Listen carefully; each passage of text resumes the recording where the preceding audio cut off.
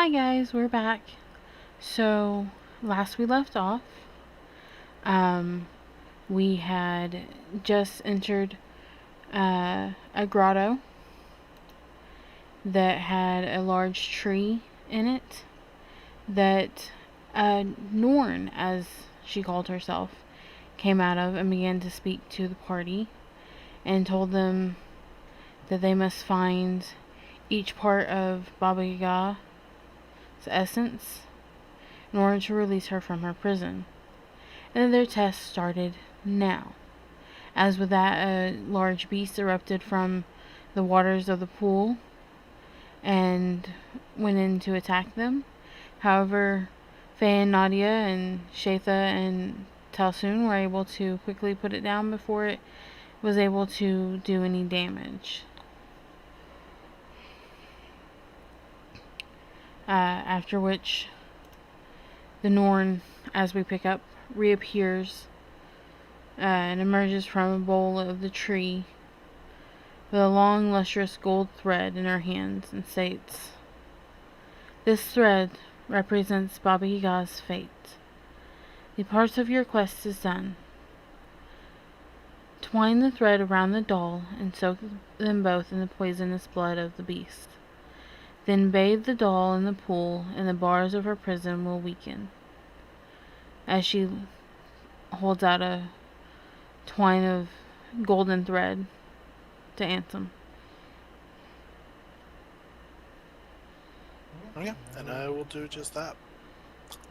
We'll take the thread, wrap it around the doll. I suppose dip it in the blood of the creature. So as you go over to the creature and you dip it in the blood, I need you to make a fortitude save. My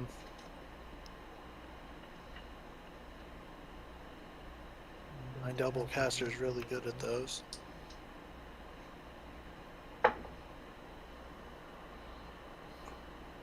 That is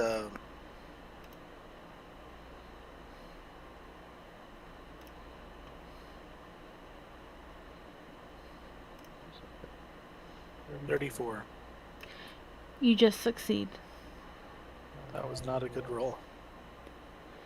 The poisonous blood doesn't seem to affect you as you bathe the doll in the blood. You pull the doll from the blood. Then you immerse it in the waters. Yep.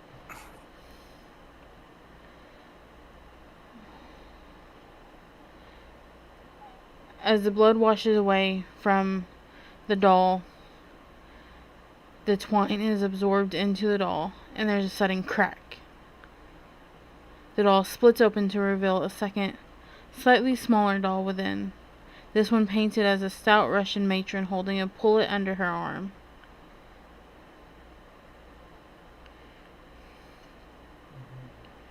You feel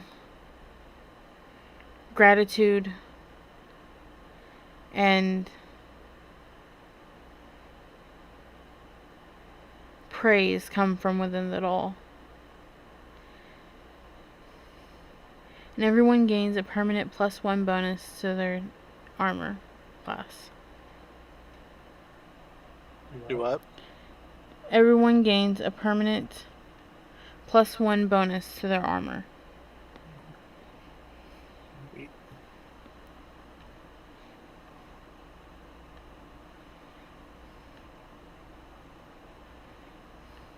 Name it however you like. You can add it as a custom buff.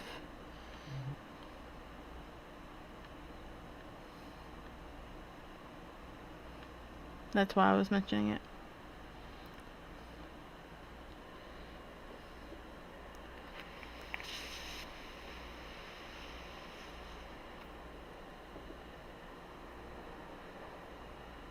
While you're doing that, the Norn looks at you.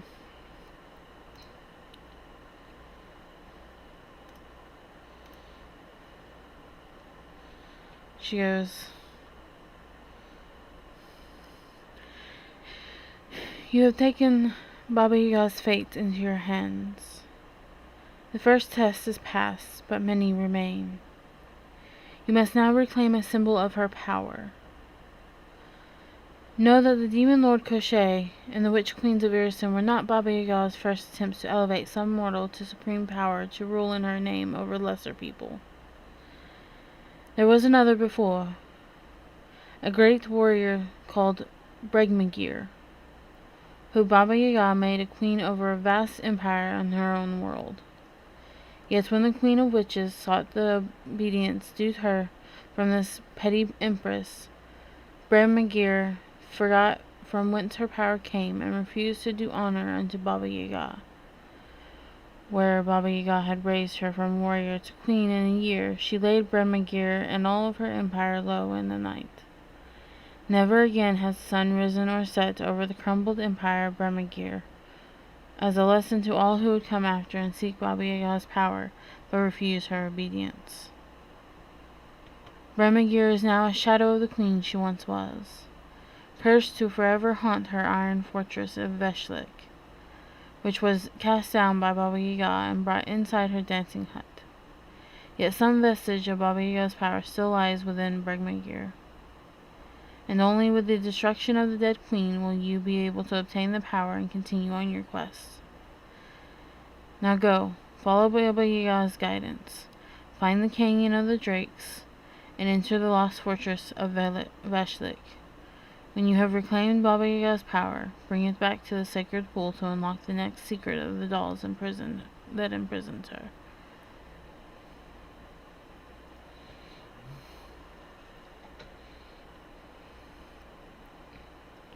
She straightens herself up and reemerges with the tree.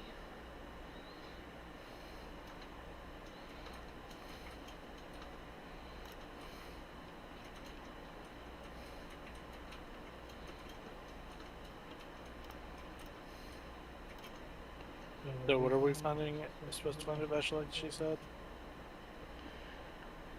Bregmagir. I'm Bregmagir.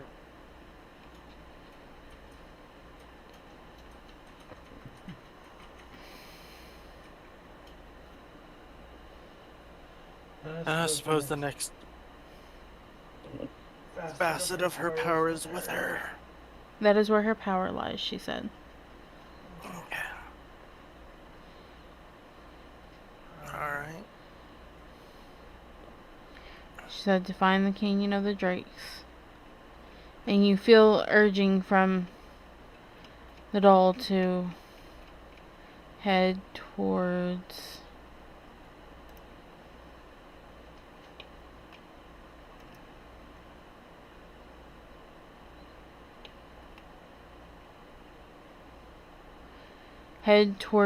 the northwestern corridor. Alright. Alright, well, we're on our way. The girls look at you.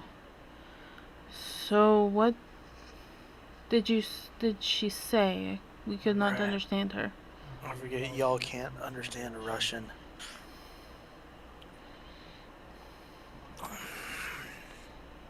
Whatever she gave you seemed to work. Yeah, it was.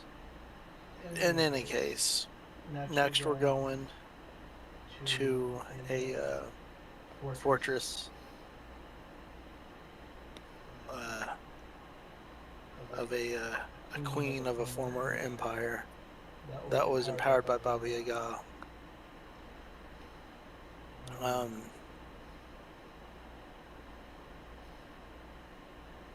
Not sure entirely, but seems to be one of the first betrayals, and she's since been used as a example of what happens when you take Baba Yaga's power but don't give her obedience.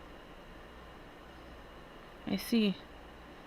We're going this way. He points off to the northwest corridor. Alright, so you all head that way. New map. Okay. Who dis?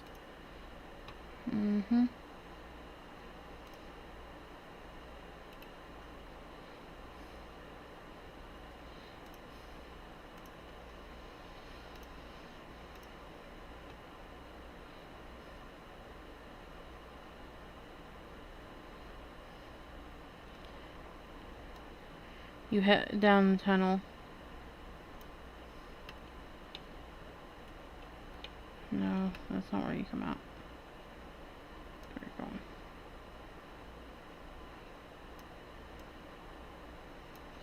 Get on the... Would you? Thank you.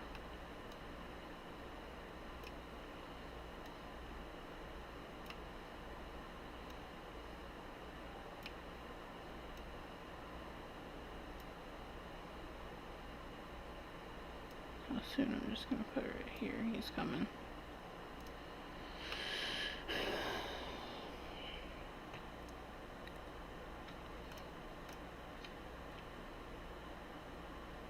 Oh, that's actually not where you start.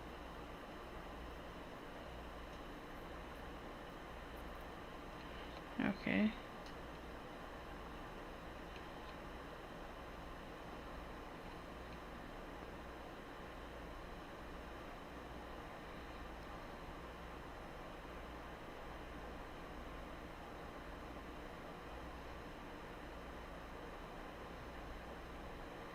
Okay, you actually start over here. My bad.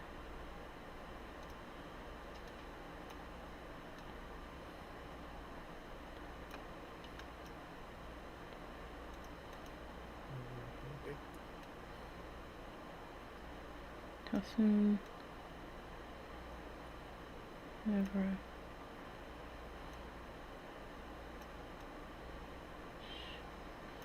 Shitha.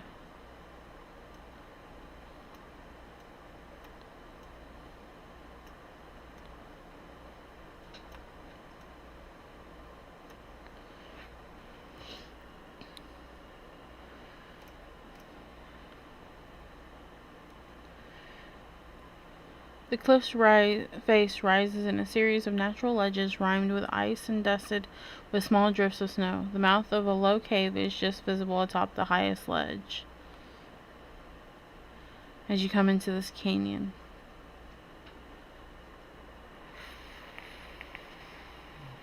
So, big old canyon.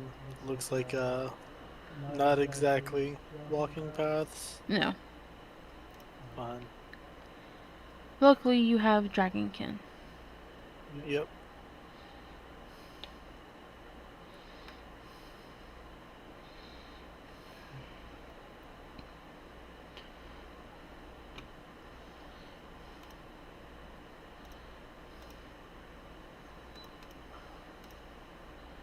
As you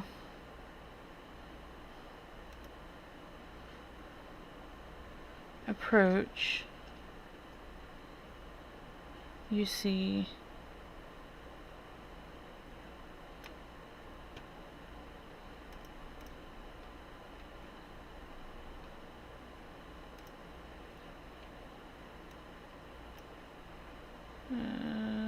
doo, doo, doo.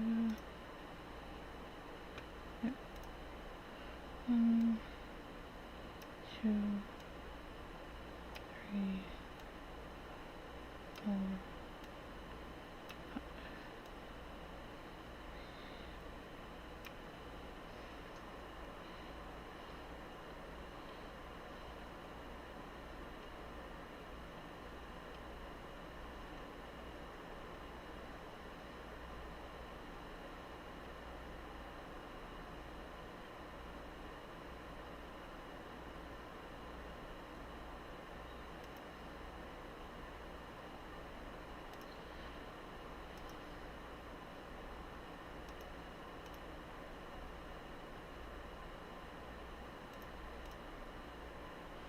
6 large creatures sitting on the ledge.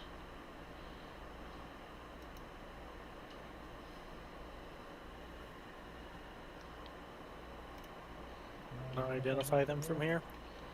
You can certainly try. Make a Arcana check.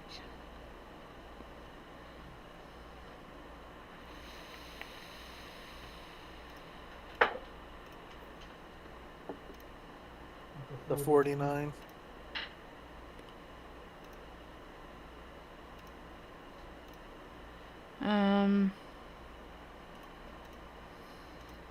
Let me see real quick.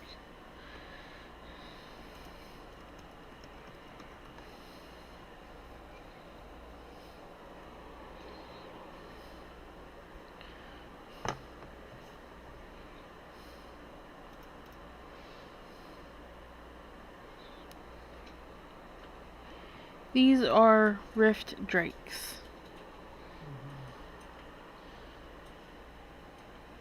They are immune to paralysis and sleep, resistant to acid. They're drakes. Horns jut from these muscular dragons' beaked head, and spikes cover the dragon's hide, even in places on its winged arms.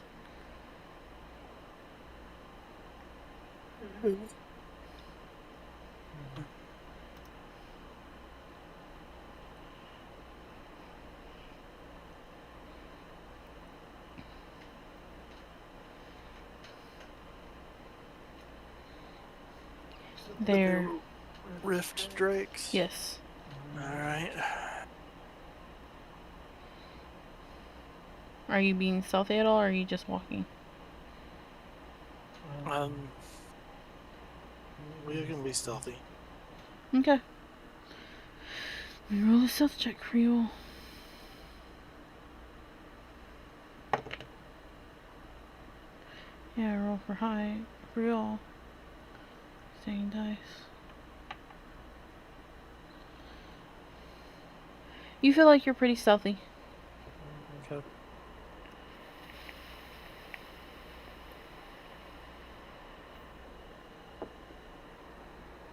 They haven't seemed to notice you yet, Okay. but they are perched right below where you need to go.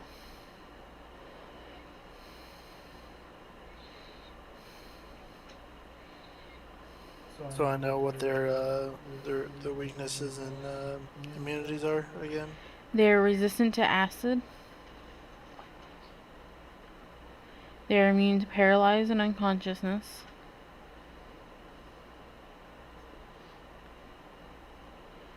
Their saves are they're decently hardy. So high fortitude. Moderately reflexive. So quick.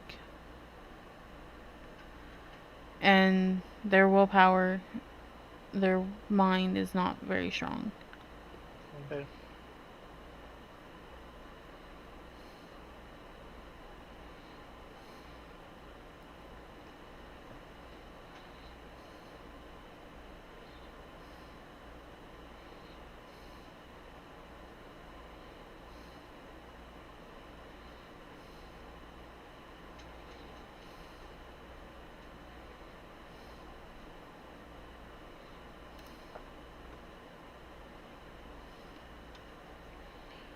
Never goes.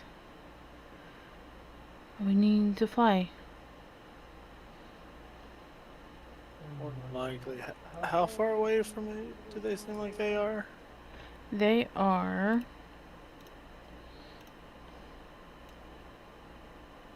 The first one is 190 feet, 5 feet away. So about 200 feet.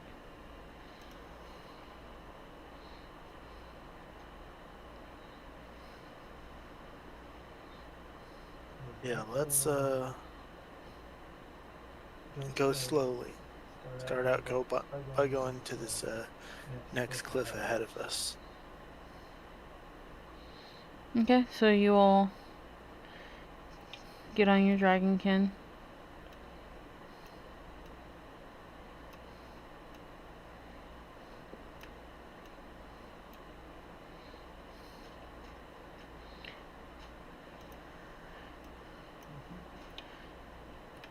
And you jet over.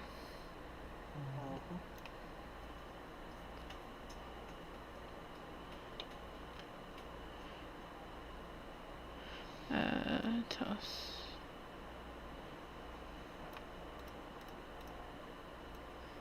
Soon will land back here. Nadia.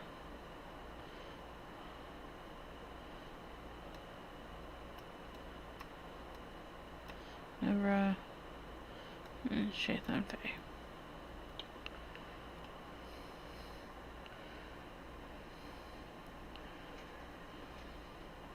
These clip faces rise a little bit as you go. Okay. So what do you want to do now? Alright. seemed to go alright. Let's creep around the corner a little bit. Just a little hop, skip, and a jump at the edge of the next one. Okay. So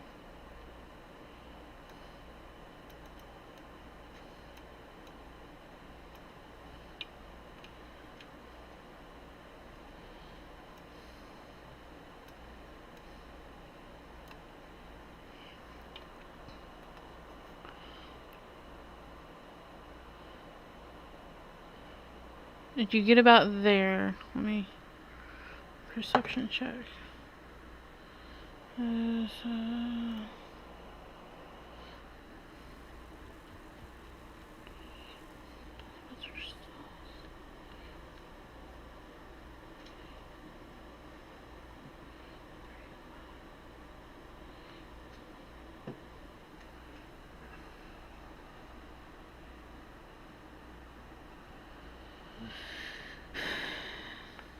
They don't seem to notice you.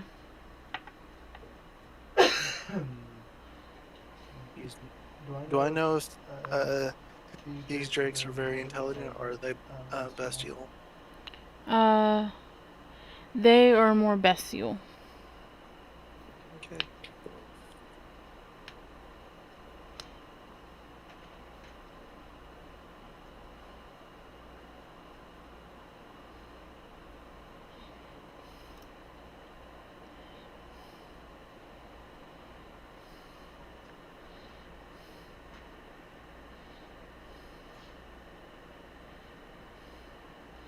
So you're sitting just a little lower than they are, so they don't seem to notice you just yet.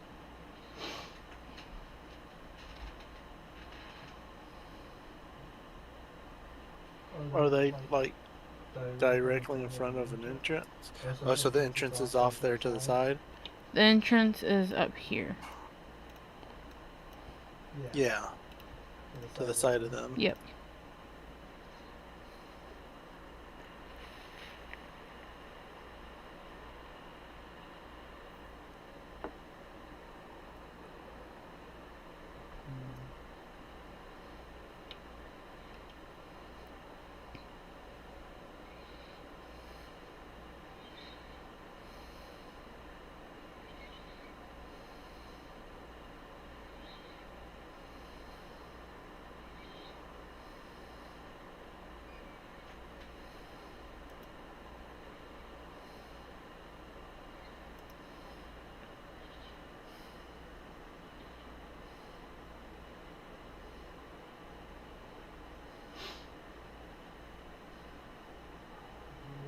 So I'm thinking about what he wants to do.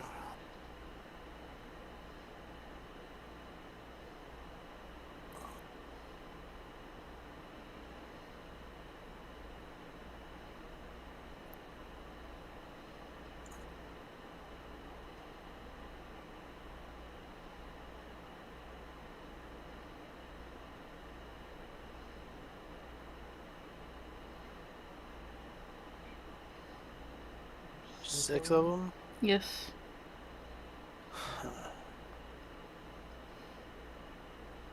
Let me test out something new. Two. Never mind, that's too metagaming. I need all of them to make will saves. Will saves. Will saves. Alright. 6 will saves coming up. Against DC 40. Oh god. That's my DC. Oh god. Well, one rolled a nat 20. So that's a total of 33. Okay. Well, that would fail, but it's a success. Let me add these creatures in here. 1, 2, 3, 4, 5, 6. Because I'm a lamer.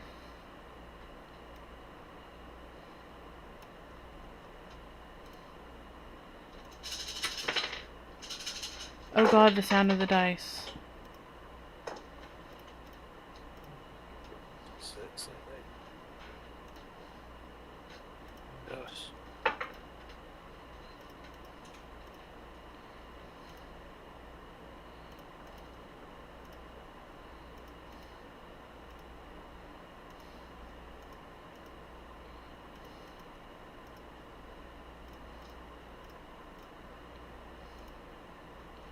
Alright, so this is how I...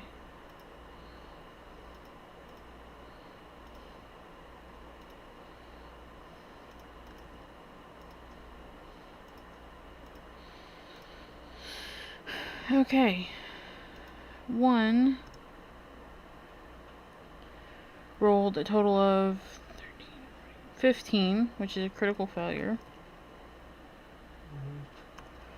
1 rolled a natural 20, which is a success. Okay, so just what was the first one? The first one was a 15. So critical failure. The second one was the natural 20, which made it a 33, which would have been a failure, so it makes it a success. Okay. The third one is a total of 26, which is a critical failure. Yes. The fourth one is lower than that, which makes it a critical failure. Okay. And these two are lower than that, so critical failures. So only the second one succeeds. Yes. The other 5 critically fail. Yes. I need all 5 of them to make a fortitude saving throw. Oh my god. Alright, for the first two. Fortitude, you said? Mm-hmm. Their fortitude is higher. That is a 17, 29. That critically fails. Dead. Yes. And the one that succeeded, That one critically failed. They're dead.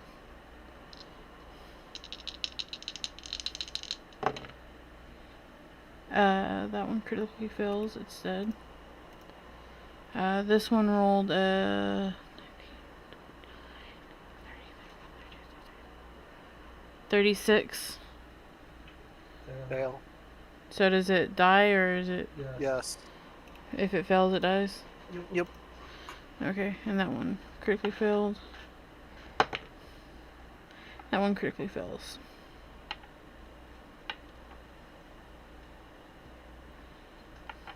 This, ladies and gentlemen, is called Phantasmal Killer.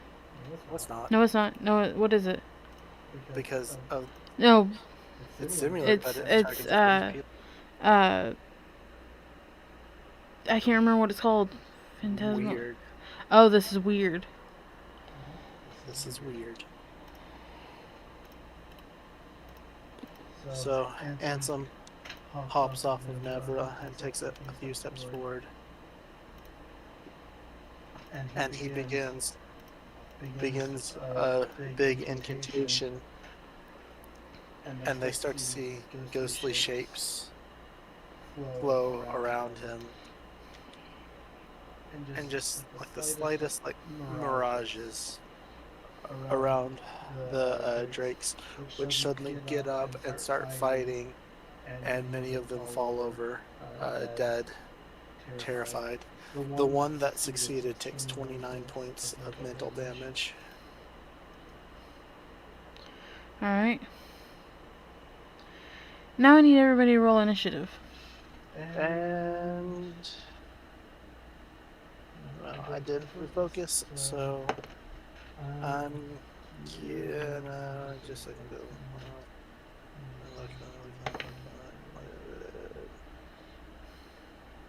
Nope.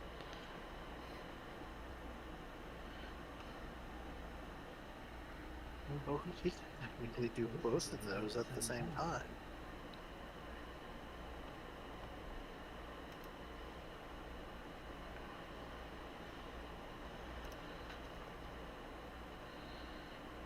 Alright.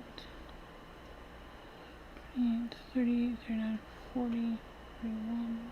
You're not going to.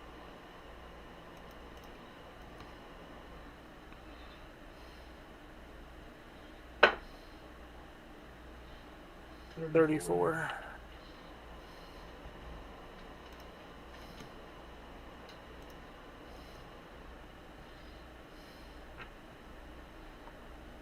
And the Drake. It's not bad.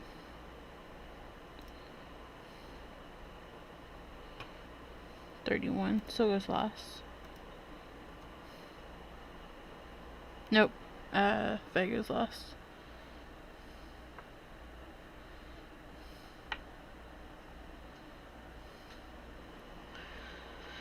So Nadia and Tassoon go first. They fly up.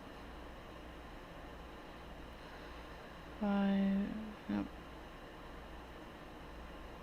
Nope. Nope. You're 5, 10, 15, 20, 25, 30, 35, 40, 5, 10, 15, 20. That gets them both in range. Nadia is going to quick draw her weapon and attack. That is 29, 39, 43. That is a critical. Second attack. That is a 34. That hits. So, with her pick, 20, 32, 44,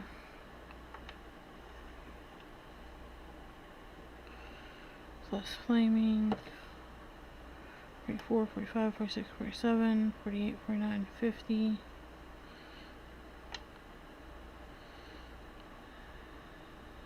60, 72 points of damage.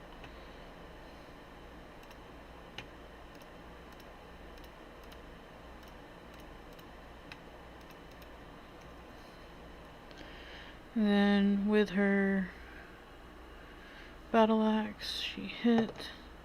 It's 5, it's 13. That's 17, 28 points of damage. It's looking very rough. Tassoon has one more action. Tassoon is going to take a swipe at it. That is a 35 to hit, 34 to hit, 38 to hit. That hits.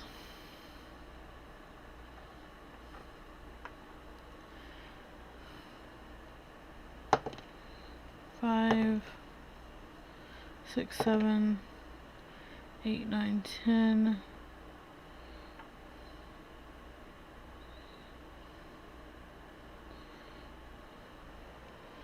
10 plus 24 is 34. That's enough to kill it.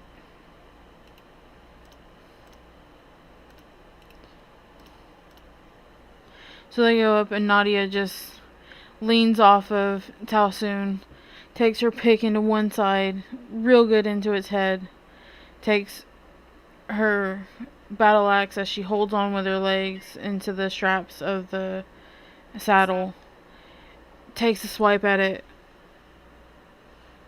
across its neck, nearly cuts its head off. Talsoon takes his glaive, spins it around, and finishes the job and cuts its head off.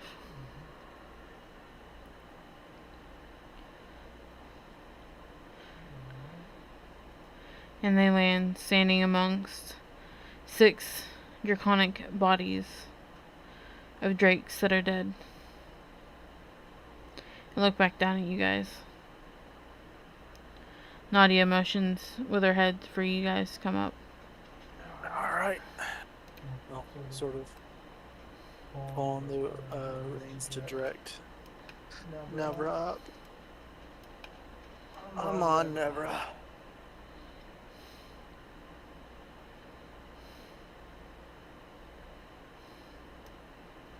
So y'all head up. Yep. You can begin going, and fly up to the next ledge.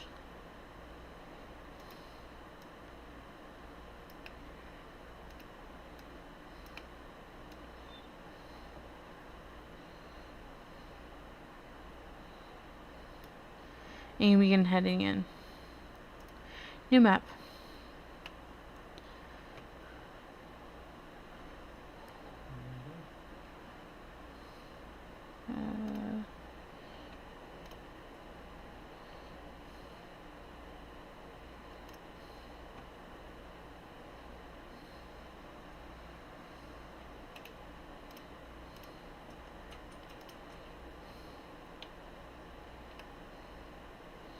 Not that you need this map right now, so don't worry about that.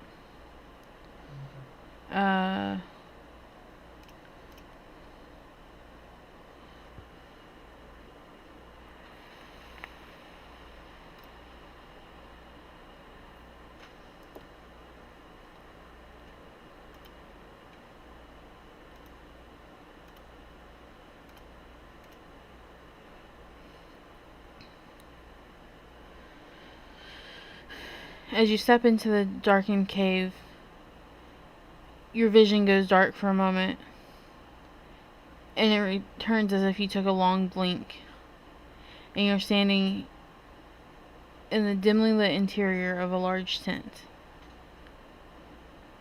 There's no sign of cold, frost-shrouded canyon or the cave entrance that you just came through.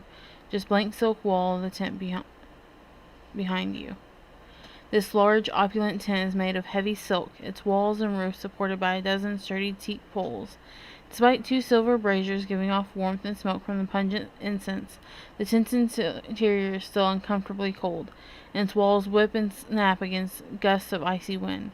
The tent is luxuriously outfitted in cushioned beds, camp chairs, tables, and amenities such as a fine cabinet work surround the walls. Rich wall hangings and a large silver hookah sit against one wall.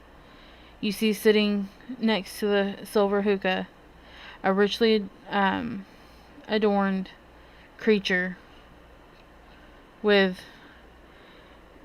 red hair that's covered in the head of a robe, white, palish skin, horns, and spikes sticking off around of his eyes, large horns coming back across his head, 2 sets over his pointed ears, spikes coming off of his chin, and he grins. He's got a large golden chain with a medallion hanging on it, wearing fine silks. He puffs on his hookah. Do I recognize what manner of being he is?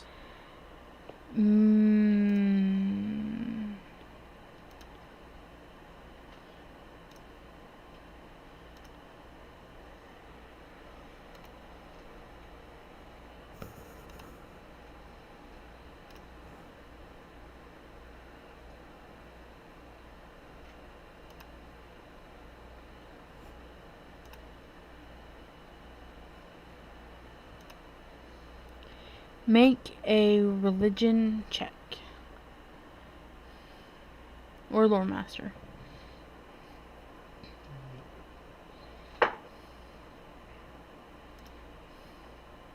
That is a 32.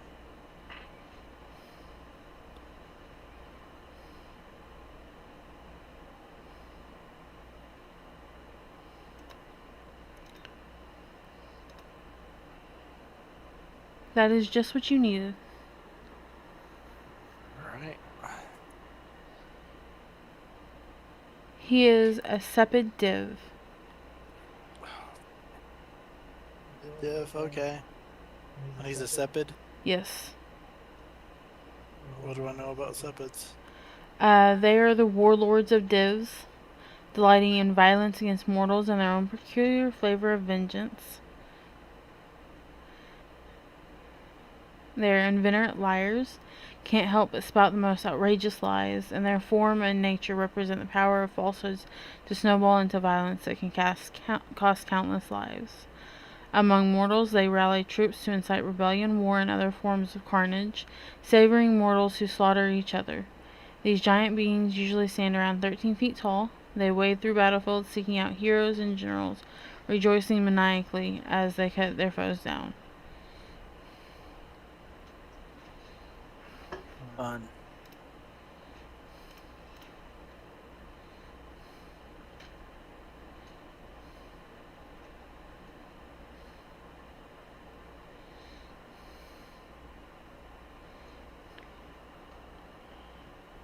You also see 6 surly human women dressed in coarse robes and veils who sit around him on the various beds and chairs. Okay.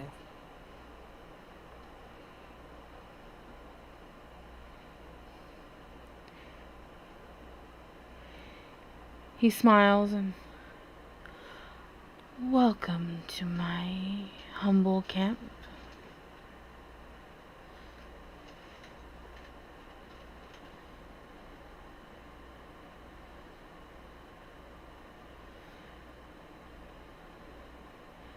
"And what brings you here?"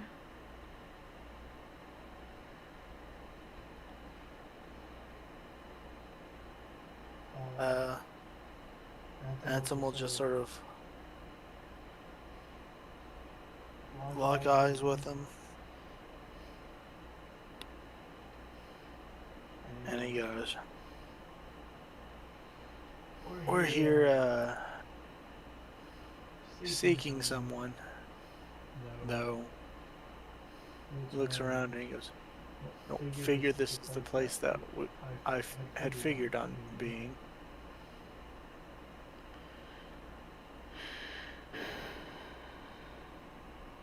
"You, perhaps, are meaning Viklish. Or Viklish. The Vashlik. Jesus. Words. What are they?" I don't know, what are they? "I don't know, but I certainly don't know what they are." Vashlik. "Here, have a cup of coffee before you venture off into that hellhole."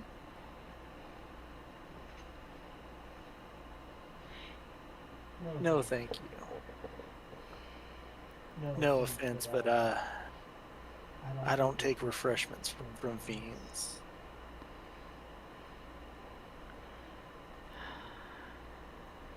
Pot calling kettle black, are we?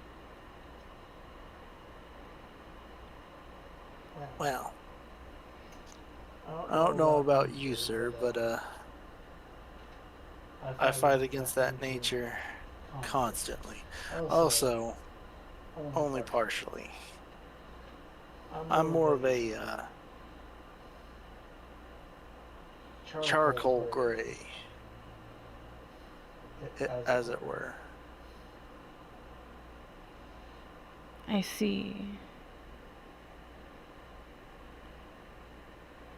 He takes another puff from his hookah and puts the pipe down. Stands up. "What you're looking for," goes over to the entrance to the tent and pushes it open. Wind rushes in, flapping the tent open. And you see a wintry scape of ice and snow on a cliffside. Looking beyond, you can see quite a ways away a distant, crumbling fortress and a vast, immense void beyond that, slowly churning and eating away at the fortress.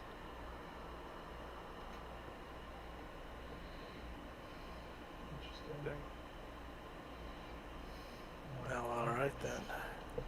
But I've never known a fiend to volunteer information. Baba Yaga has servants from all across the great beyond. Well, If I've learned anything on the road, is that most of them don't want her back. I am here but to watch. Queen Bregmagir established her empire with Baba Yaga's help over 1,000 years ago. We stand now in what is left of her capital of Veshlik. The final battle of her conquest was fought on this very cliff above a vast fertile plain of fields and sprawling towns. This was the breadbasket of her empire and the fortress of iron and stone that she built as its crown jewel. Baba Yaga gave Bregmir her empire and demanded only her fealty in return. But Bregmagir became drunk on the power of her newly won realm and believed it was her right that it had been established. Bregmagir spurned Baba Yaga and threatened to turn the might of her empire against her if she ever returned. Instead, Baba Yaga called upon the might of the cosmos, struck Queen Bregmagir down, and wrestled her capital from its foundations, to be placed here in this void within her hut. Baba Yaga captured Bregmagir's soul and imprisoned her in her own fortress, to watch as her empire slowly decays into nothing, just as her power has. My role here is simple. I watch Vishlik's destruction and observe Queen Bregmagir as she howls her rage at the void. When the time comes, my retinue and I shall depart and report of the soul-rending anguish that has occurred here, a fitting punishment that brought the queen to this end. Now, however, it seems that Baba Yaga needs to reclaim the power that she invested here to imprison Bregmagir's soul and realm.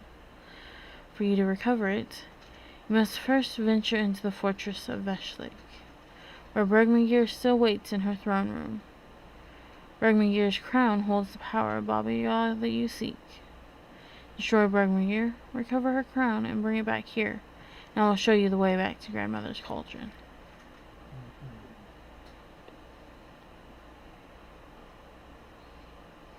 Very well. Where is my manners?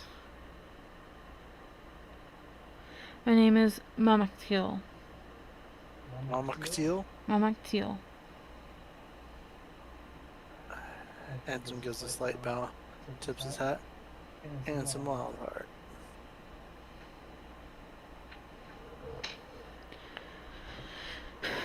Find Bregmagir, return her crown, and I will show you the way back.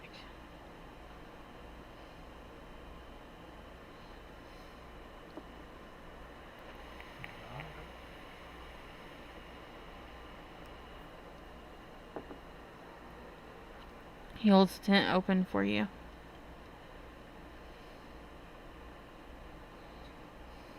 You'll head out. The girls follow behind you, the dragonkin following behind them. You all step out. It's bitterly cold, wind whipping through your hair.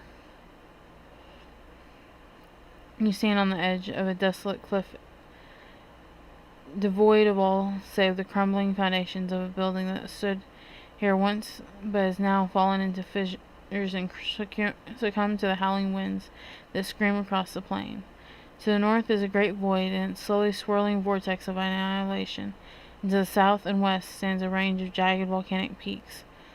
A broken fortress stands at the base of the mountains, where they reach the edge of the cliff.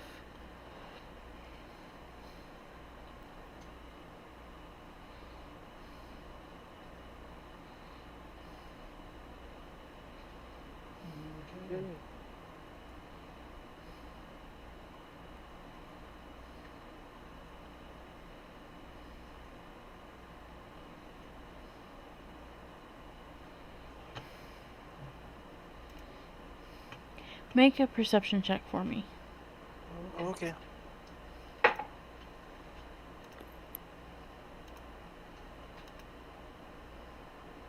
$40. Okay.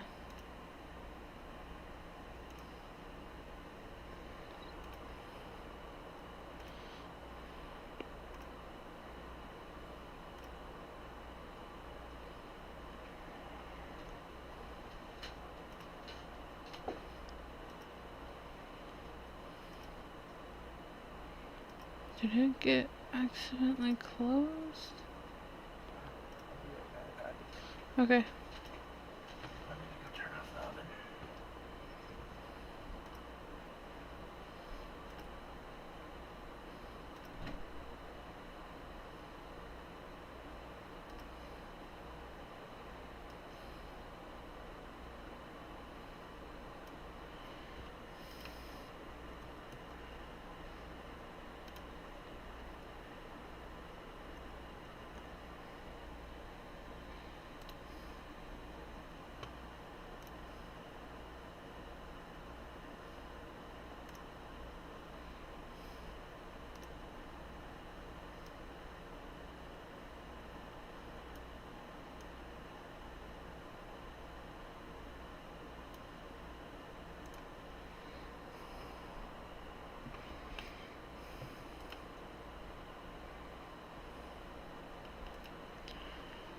Alright. You see flying in the darkness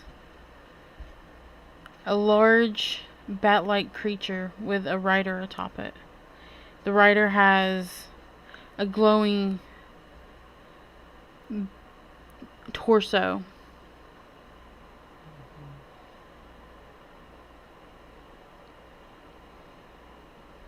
You see a few of them flying in the distance.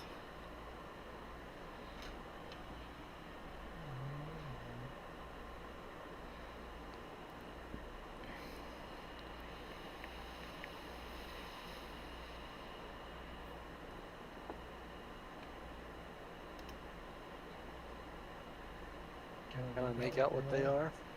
Um,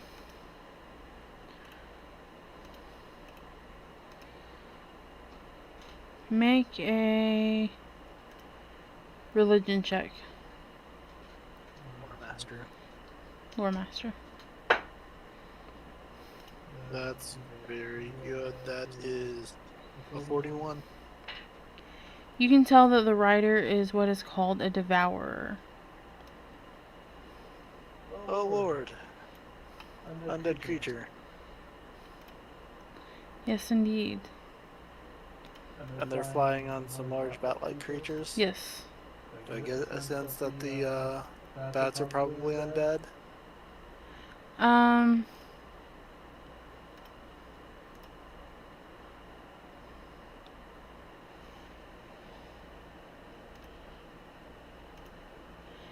they're not. Or they are, yes.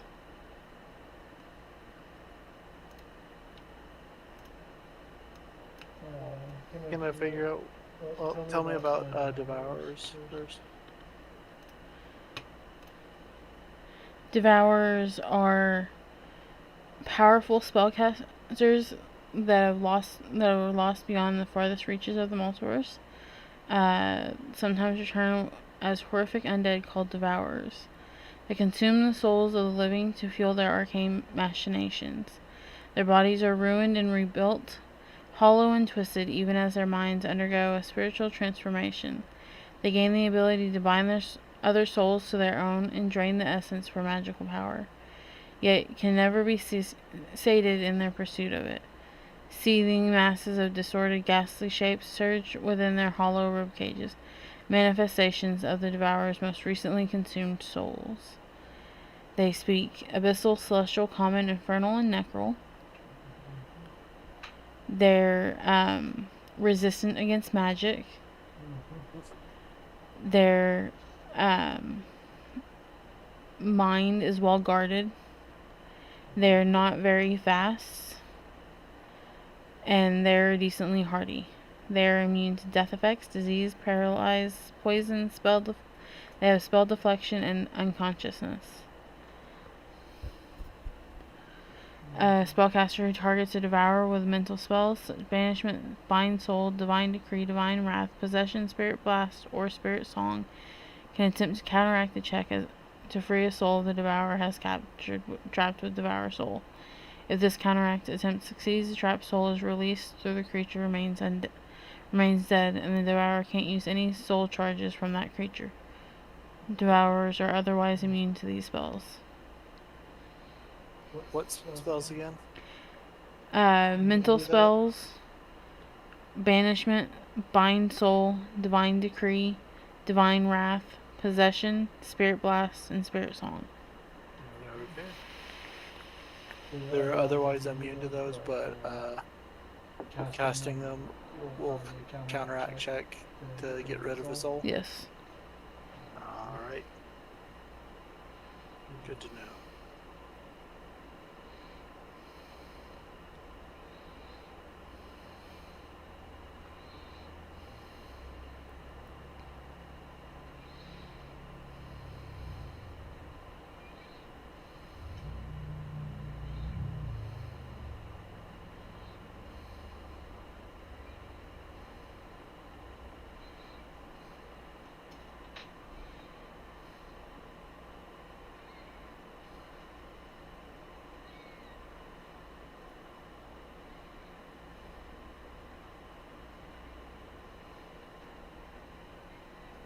All right. And can I identify the bat creatures that they're wearing, riding? Make a religion check.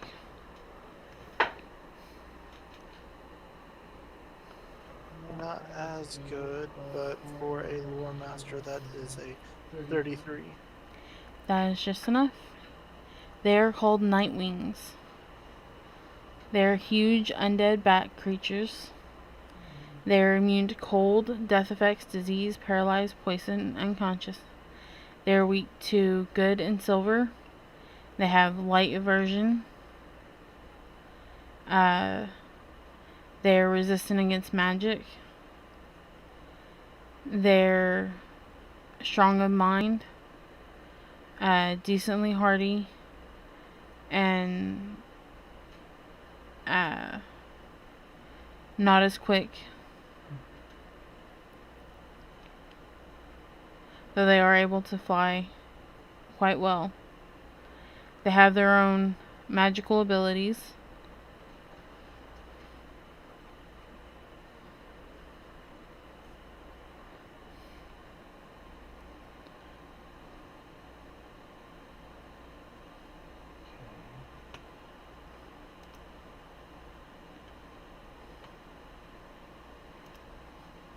Do I know anything about Nightwings, like in context? Anything ecology wise? Um,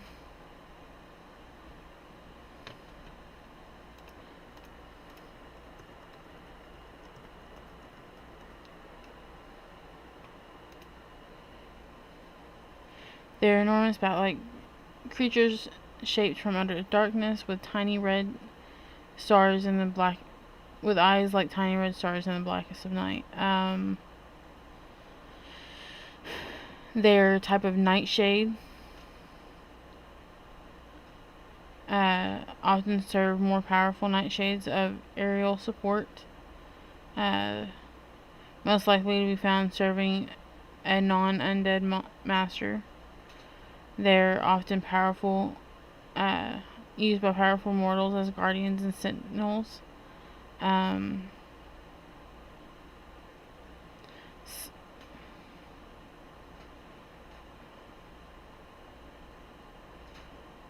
uh,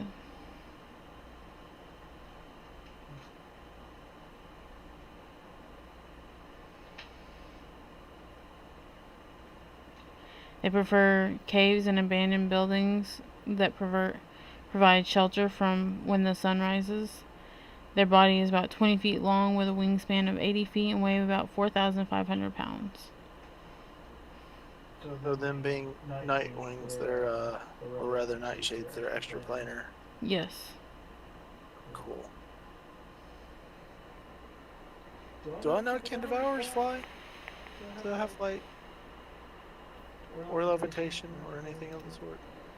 Usually. No, they do not. Oh no, they do have fly speed. Yes.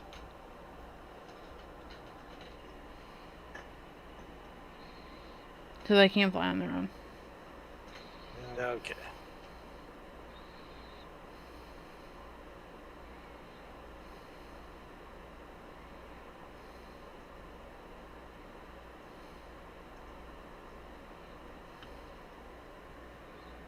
Okay. Balls. But how many of them are there in total? You see about 3 groups of them. Three different sets of them. Sets. There's not more than one.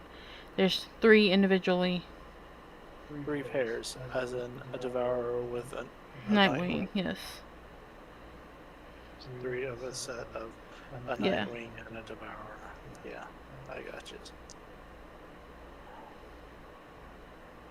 Alright.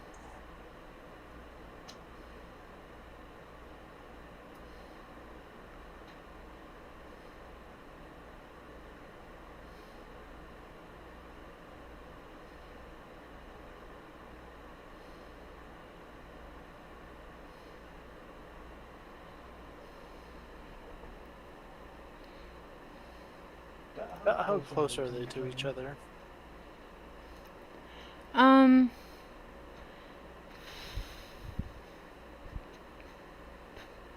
Would you say they're within 60 feet of each other or further?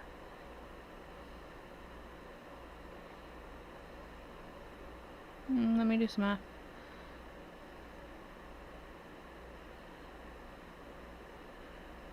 They're probably within 60 feet of each other. Cool. Uh, in which case, I'm not even going to waste time. I'm gonna cast a sunburst, synergy, to catch all 3 pairs. They all need to make reflex Okay. saves.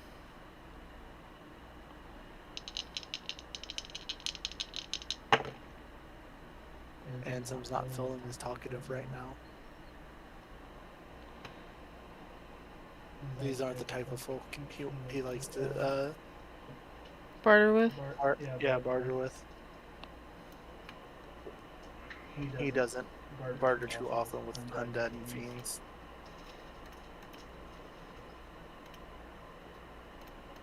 Beasts and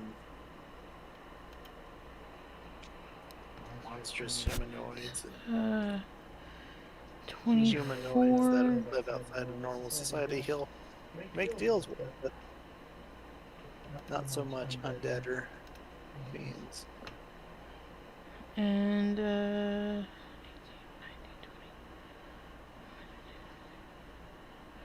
24 and 25 for the first set. Those are both critical failures.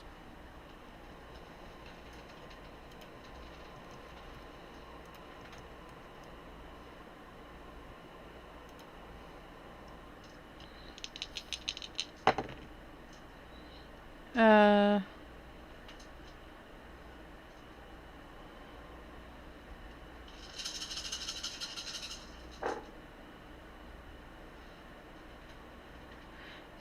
29 for the second set. They both rolled 29. Critical failure.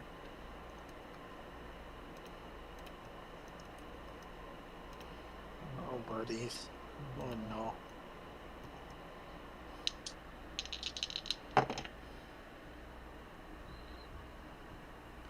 Uh,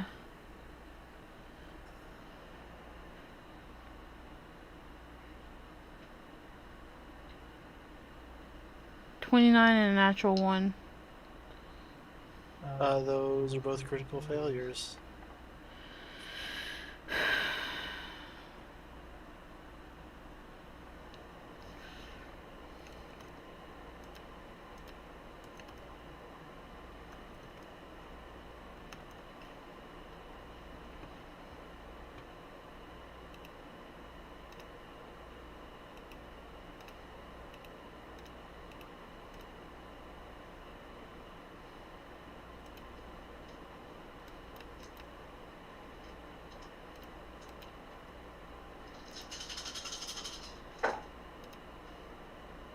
All considered undead.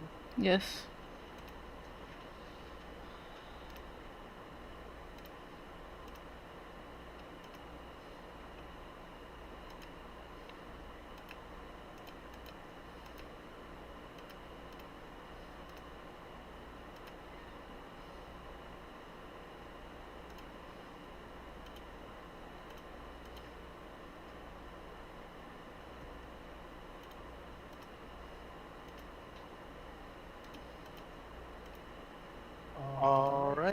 So,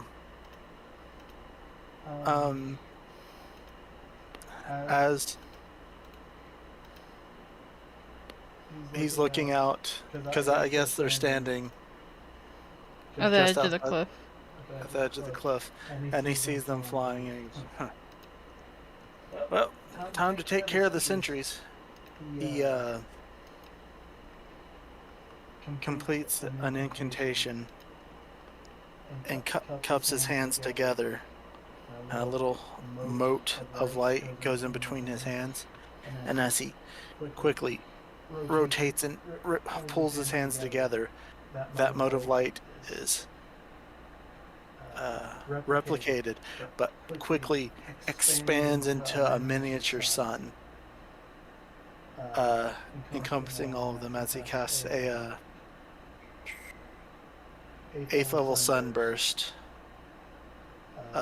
They all critically failed, so they'll take full damage, which is 102 points of damage. Times 2 or total? It's just full damage, so that's total. Um, Half of that is fire, half of that is positive damage, and they're all uh, blinded permanently. Oh god. We just dealt with this last night. Yep. Except for it's different in. Second edition, a little Yeah. bit, yeah. On normal terrain, sequence terrain, you can't detect anything, use a vision automatically. You see a vision as your only persistent, you take a negative for perception check. Visual effects blinded overrides dazzles.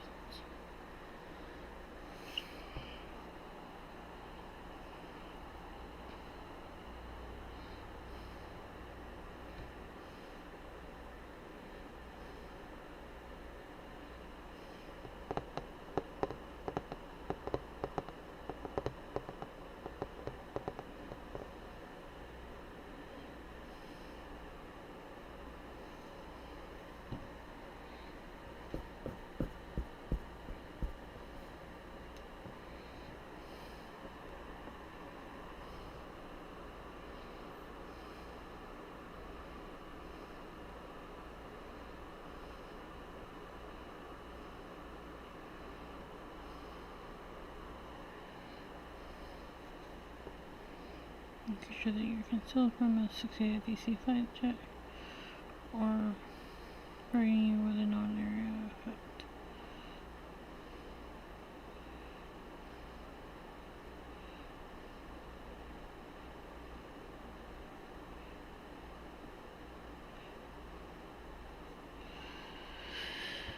So they gotta do a DC 5 flat check in order to hit you. It's just DC 5? That's what it says if you're. Because dazzled is all creatures or objects are concealed from you, and then blinded is you can't see. You can't detect anything using vision automatic. So, I mean, I don't. Concealed is a creature has to make a flat check.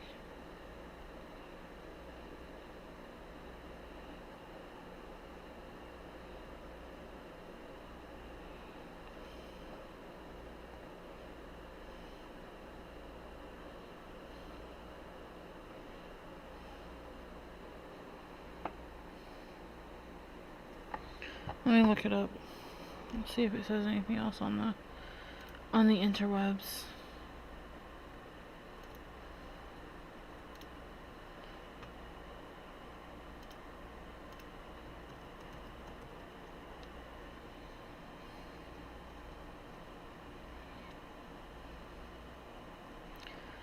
Do, do, do, do, do, do, do.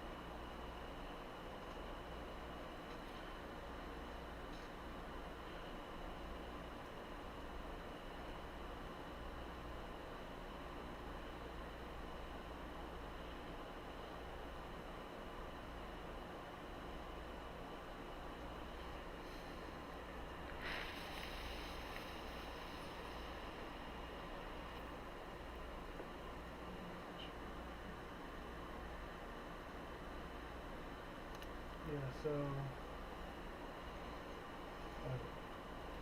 this is what I was looking for.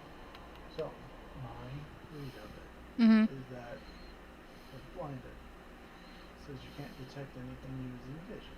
Mhm. You automatically critical fail percent checks that require you to see. If it's your only precise sense, you take out -4 stamina penalty to perception check. Basically, if you can't see, then you have trouble detecting creatures. Mhm. Um,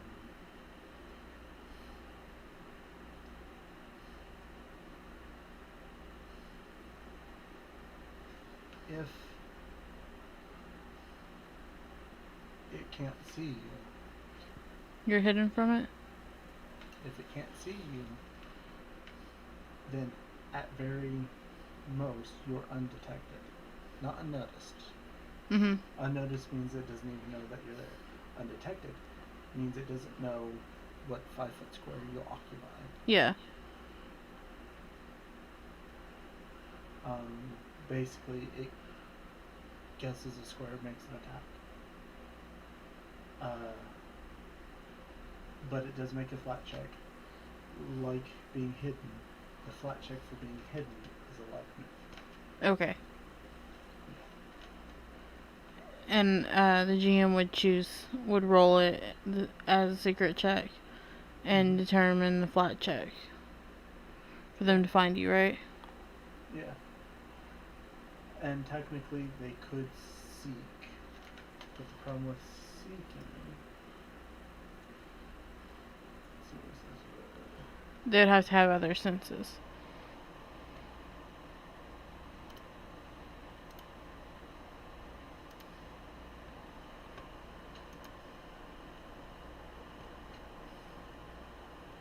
Which they do not.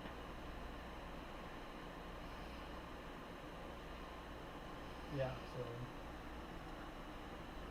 at best, if they figured out what quote unquote square we were in, we would be hidden. And that's not to make a flat check.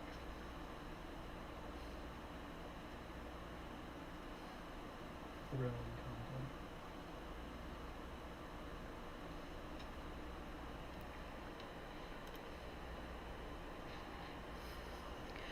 Okay. And your mic is off, I think. Yeah, it was. Okay, so they're not dead. They're now all aware.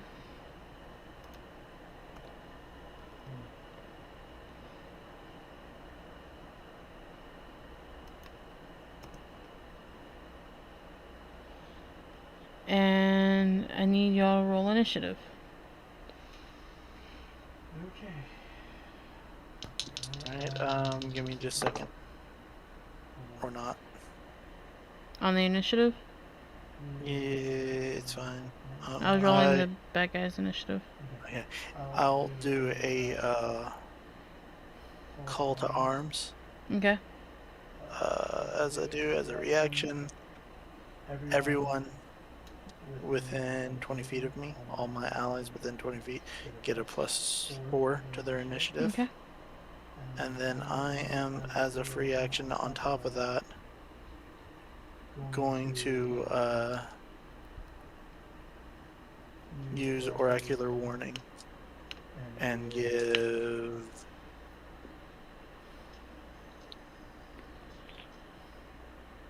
trying to decide who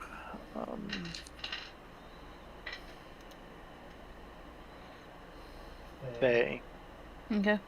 advantage.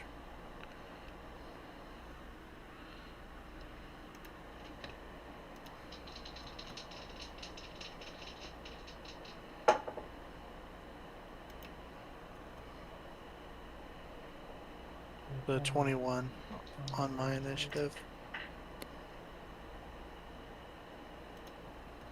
Perception initiative.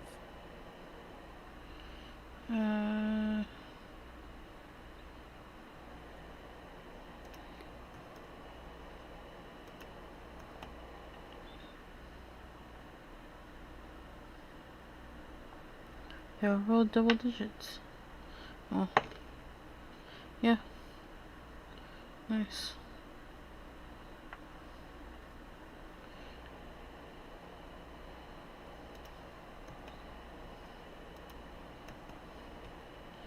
And then the girls.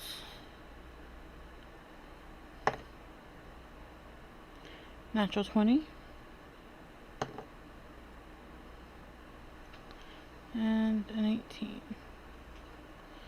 That's natural 20 over here. That is 44, 48.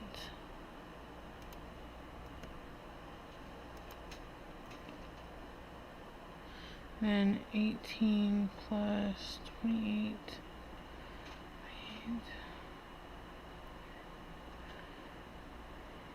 30 plus 20 is 50. Oh my god. Nadia got a 50.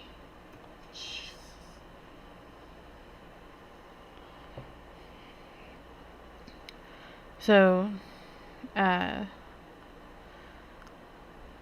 Talsoon and Nadia fly up,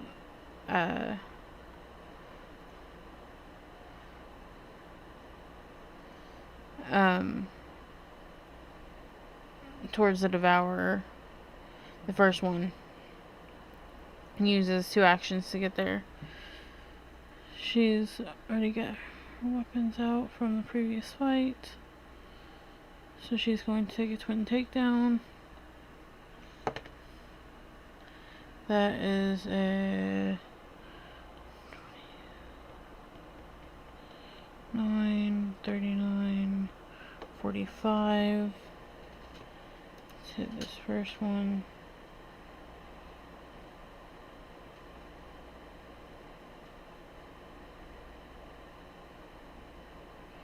That is critical. That is a 36 that hits. First one is a critical, which does 10, 14, 24,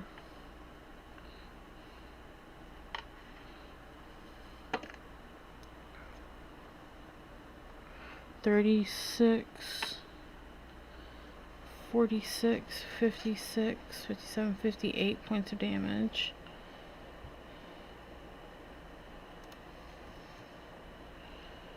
Second attack, 3, 9,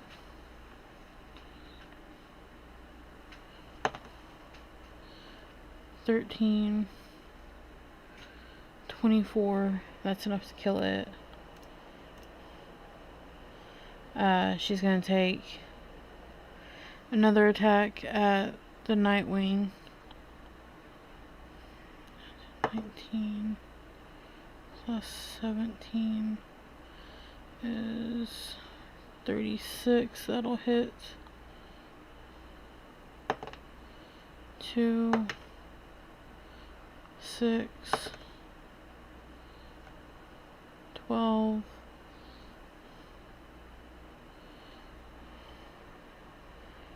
23 points of damage to it.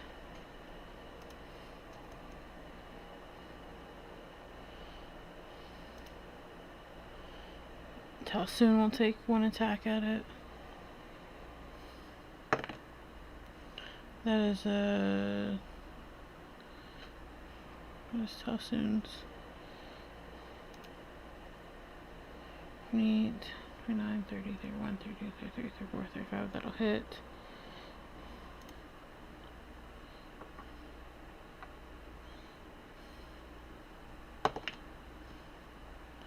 That's 9 plus 12 is 21 plus 6 is 27 plus 24, 27, 37, 47, 48, 49, 50, 51 points of damage.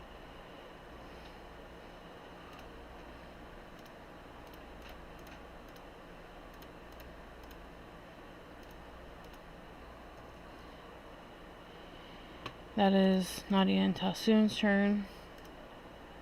It's Faye and Shatha's turn. They're also gonna fly up.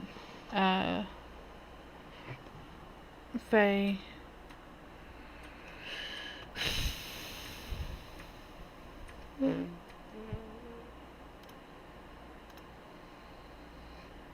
is going to use an action to turn her weapon silver. Target good, and what was the other damage I had on it? I think I was doing fire damage.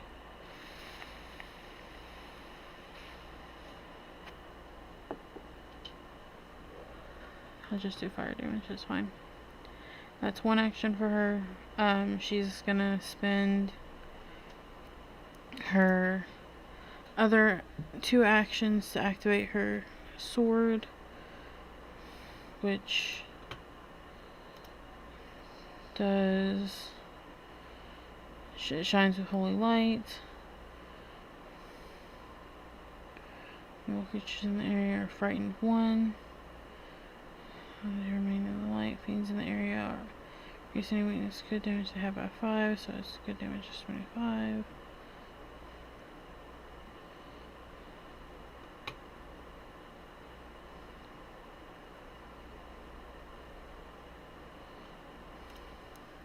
And she's going to attack once. That is a 41, that is a critical.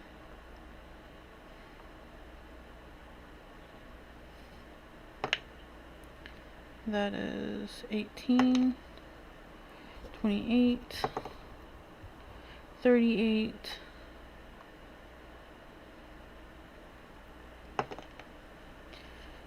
39, 40, 41, 42, 50, 60, 72, plus its weakness to good. 82, 92, that's enough to kill it. So,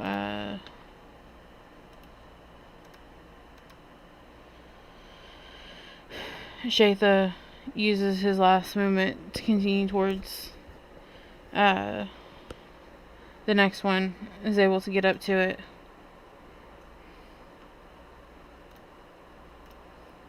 It's the first devourer's turn. It can't see. It is blinded.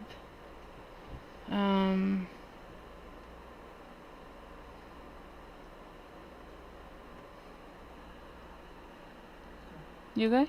Yeah, I'm just standing up for something.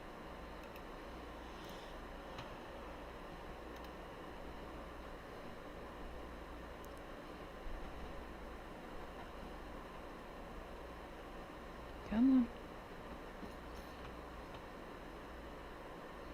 on. Load the spell. I need to know what it does.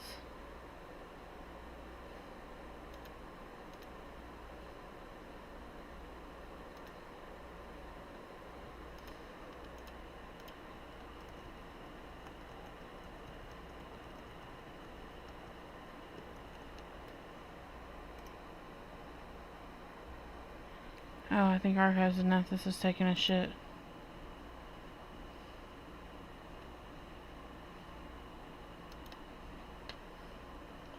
Well, poop balls.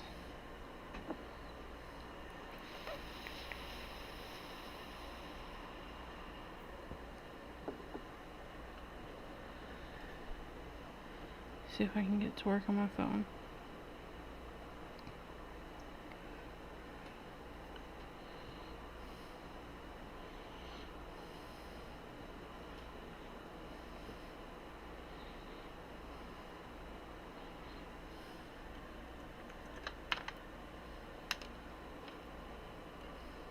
Nope, it's taking a shit. Archives of Nethys is taking a shit.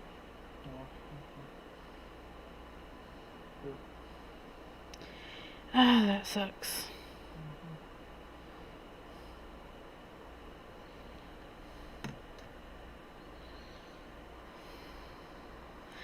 know what these spells do.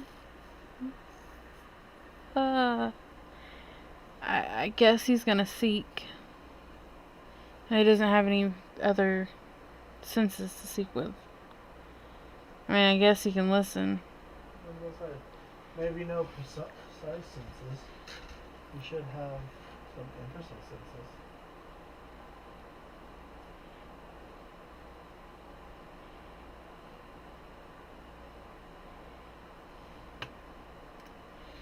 Just gonna. Nope.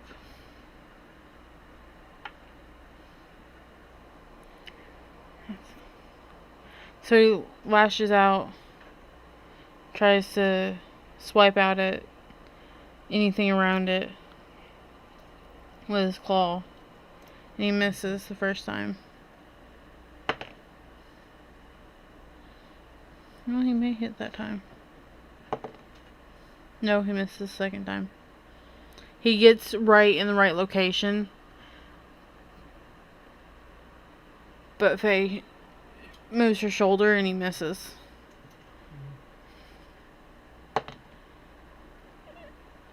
And Zoe thinks that he's swiping the wrong location, so he tries to swipe in another location, completely missing her.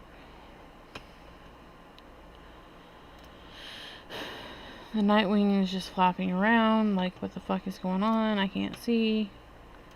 Can't fly.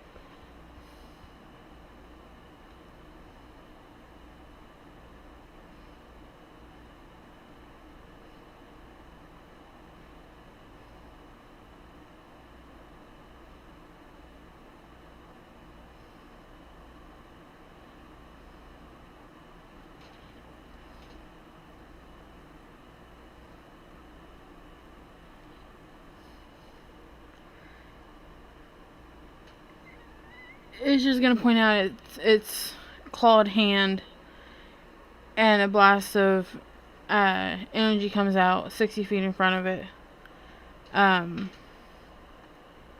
Does manage to hit. Actually, let me see.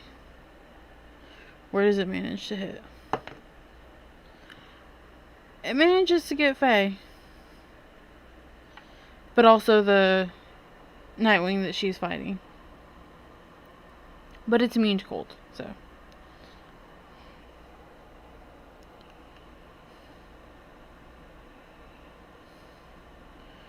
She needs to make a reflex save.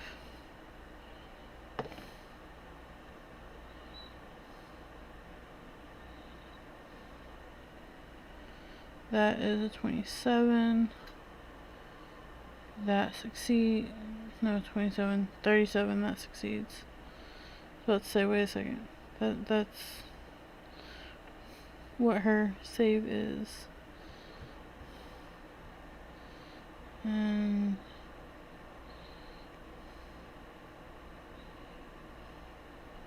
does half damage of 12d6.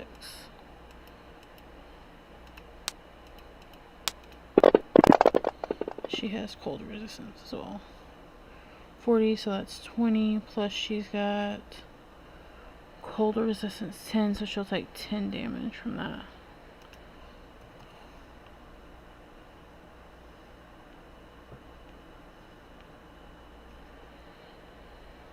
That is its turn. This Devourer's turn.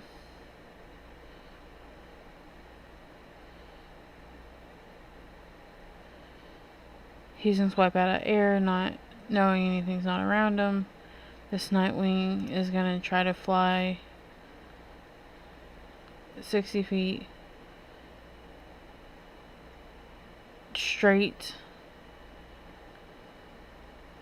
End up near-ish the second one.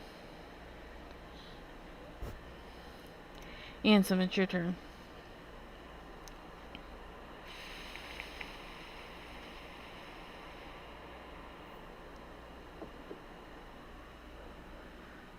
Okay, it's his turn. Yes.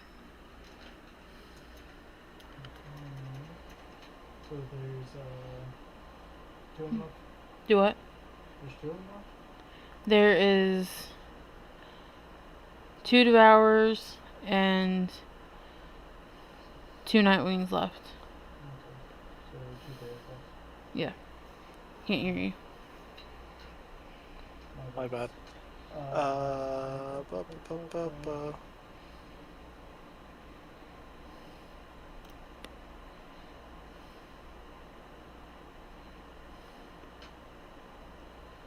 Where are they at in relation? Faye has just gotten up to 1. They're 2 are within 20 feet of each other. The 2 Nightwings and the Devourers are within 20 feet of each other, and Faye's right next to 1. Okay.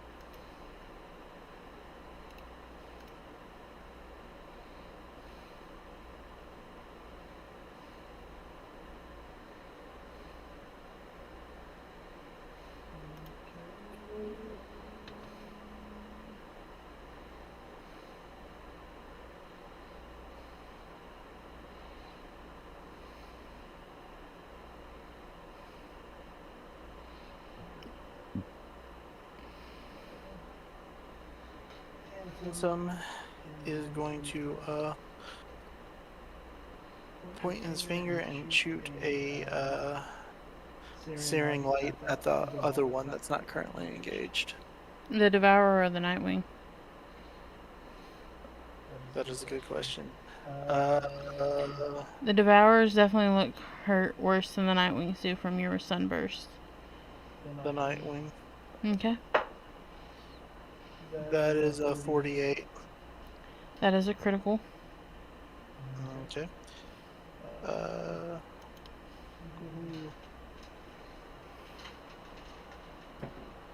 And it's considered undead. Yes, it is.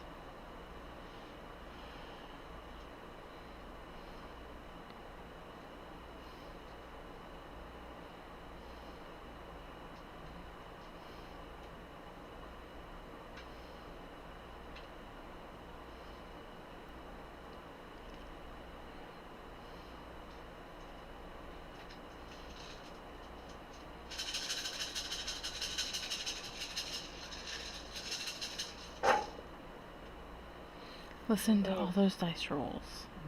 Mm-hmm.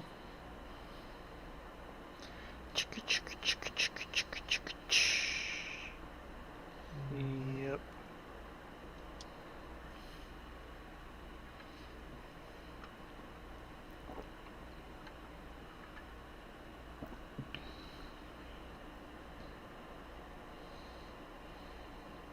Of all those D6s, I didn't roll any 4s.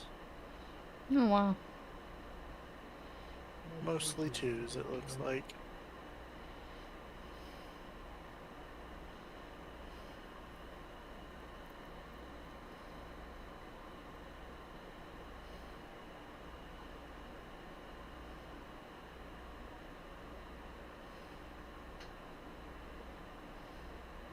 108 points of damage. Half fire, half good.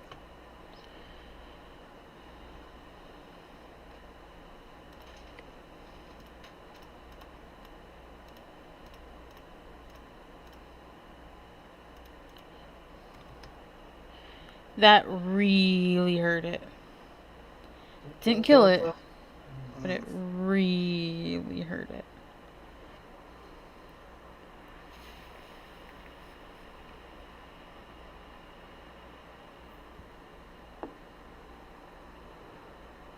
It's barely holding form together. Hold on. Like real close. Like not single digits close. Okay, well, never mind then.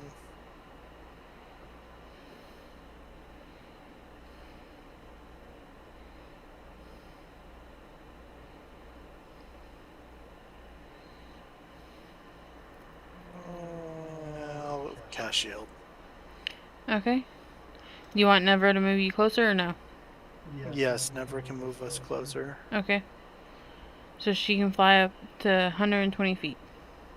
Mm-hmm. So you want to get within 30 feet of them? Yes. Okay. She does so. And she's going to... She can do that within one movement. She's going to shoot a line at the Devourer and the Nightwing that you had hit. They both need to make reflex saves.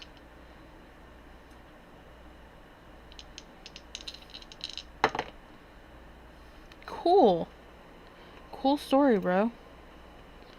That is a 25, which fails. Is that a critical failure? What's her DC? DC. Oh, that is almost a critical failure. Not quite. And Devourer is 27. So they both fail. They don't critically fail.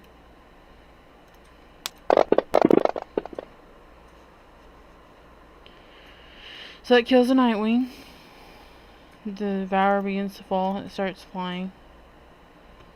That almost kills the Devourer. Not quite.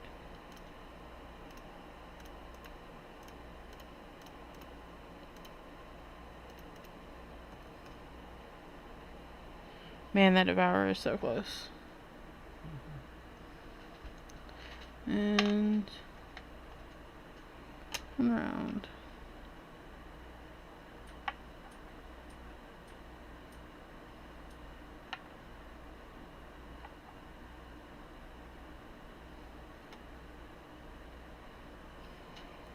That is her turn. It is Nadia's turn. Talsoon flies them to the ones that haven't been hurt as much. Nadia will take a twin takedown. That is 15 plus 29, 39, 40, 41, 42, 43, 44. That's a critical. 24 plus 7 is 31. That'll hit. Right.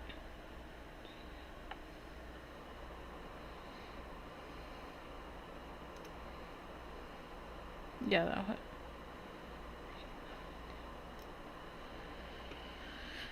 Alright, so critical with the pick. That's 10. That's 26. That is 34. Plus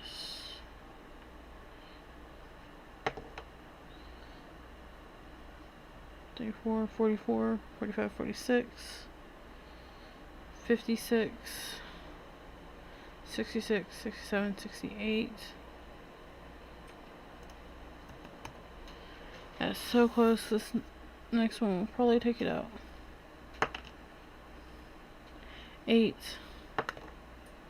16, 17, 27, 28. That takes it out. 5 hit points left. She's gonna take her last attack on the her second attack on the Nightwing. 19. That's only a 26. Her last attack is 29, 30, 31, 32. That'll hit. She hits with her battle axe. 2, 4,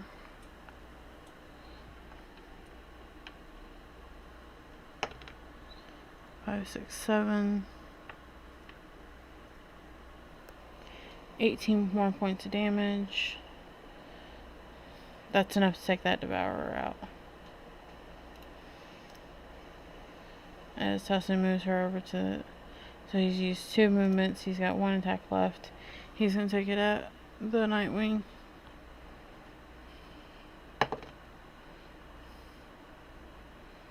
That is 28, 38, 39, 40, 41. That is a critical.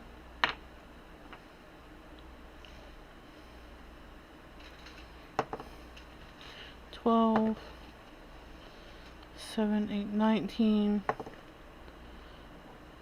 29, 30, 31, 41, 51, 55 points of damage.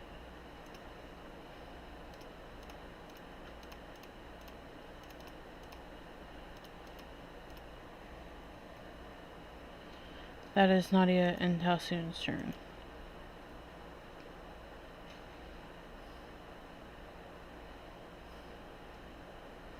It is Faye's turn. Shaith is going to move Faye over to the last Nightwing. She's going to take an attack at it.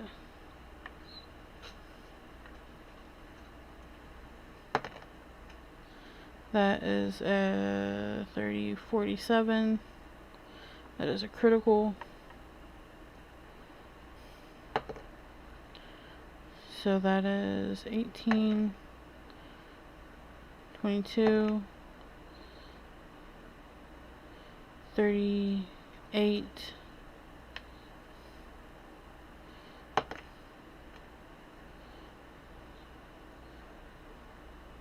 46, 52, 62, 72, 30, 74.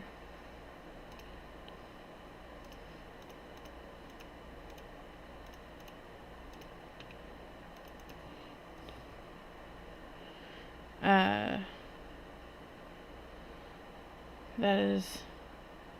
Oh, she's got one more attack because... No, she sustained her thing, so she is frightened 1 and...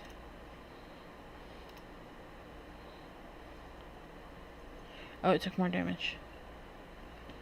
Higher. It took another 37, 38, 39, 40, 41, 42. 42 points of damage. That's enough to kill it. So she comes over and she takes her giant bastard sword and just sweeps it across the chest area, and it carves deep inside, and radiant light emits from inside of it and just scatters the Nightshade.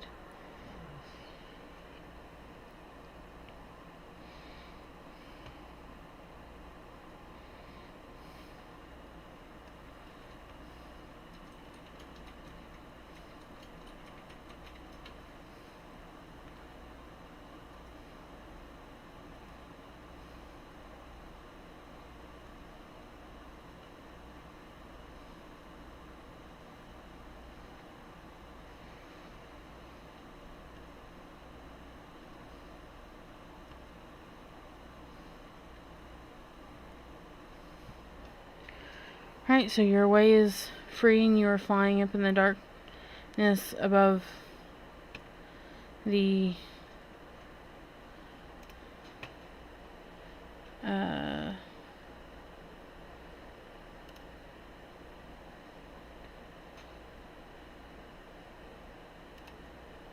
Fortress of Zeshlik. yes.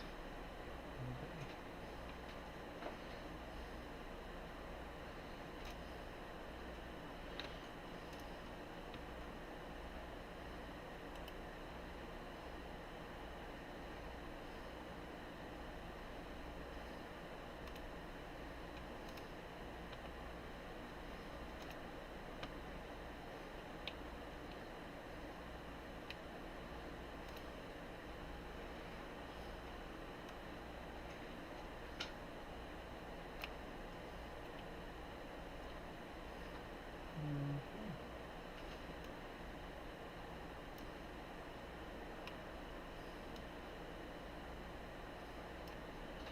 With the visible entrance I can see. Give me just a second.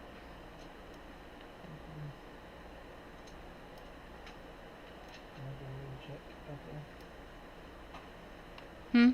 I said I'm gonna go check up here real quick. Okay.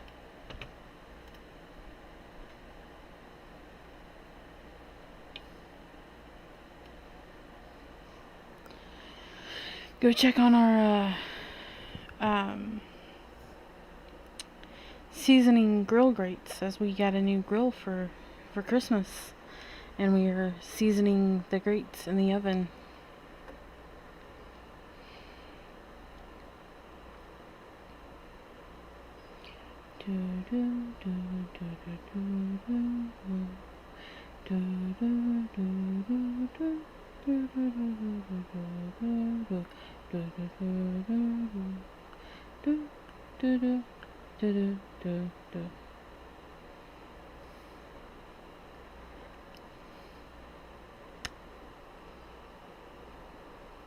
Hopefully y'all are having a great time.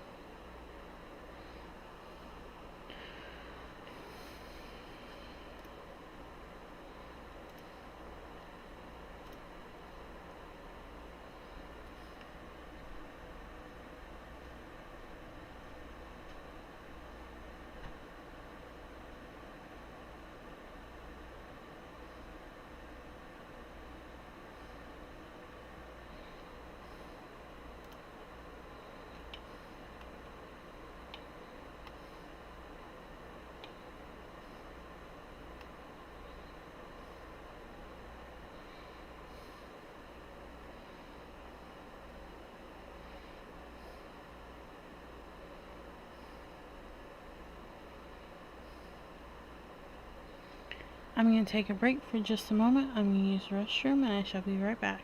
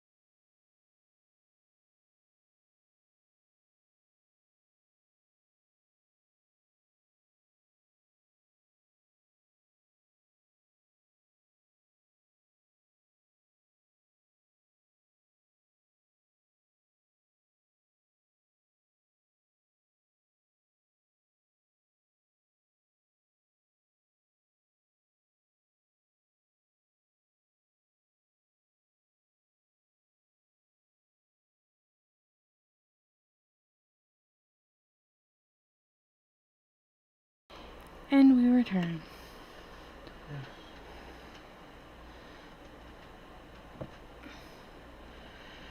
Alright, so you were asking if there was any noticeable entrance? Yes. Sorry, what? Said yes. Sorry, I couldn't hear you. I said yes. Yes. Okay. Let's see. You can see. Excuse me. As you are flying towards there, you see a broken bridge, um, gatehouse,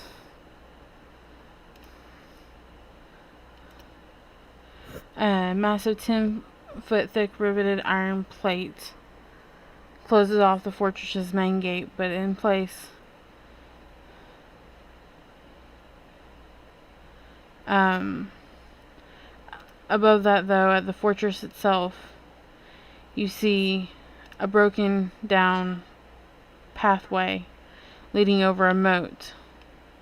You see little flying creatures flying around above the fortress and the moat.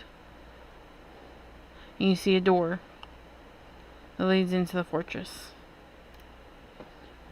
Okay.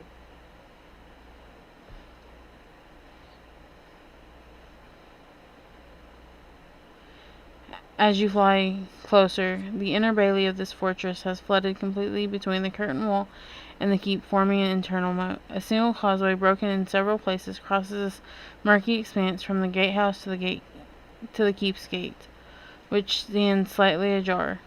Piled in the center of the causeway is a mound of corpses, their death wounds still visible upon their shattered and broken forms.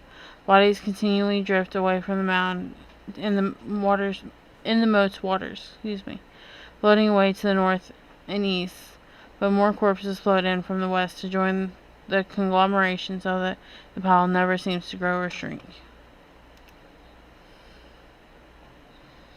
Okay.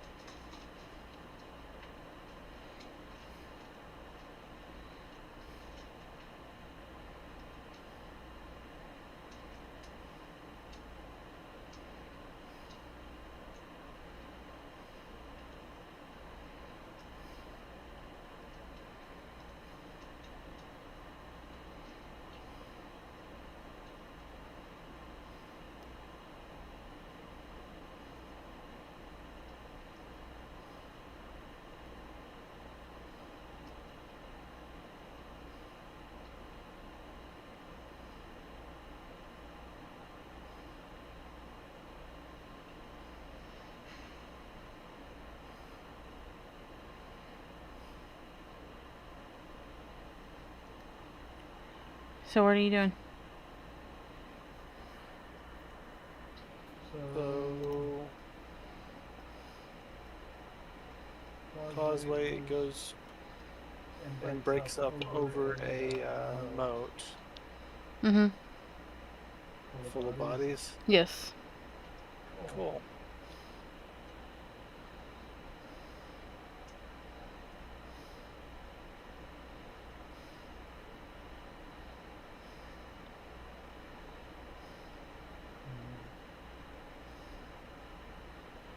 Are you gonna fly over the walls?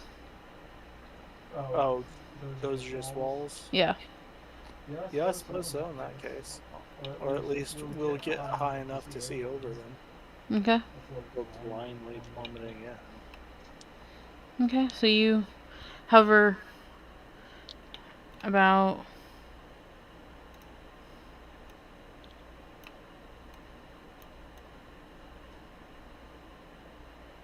right here-ish.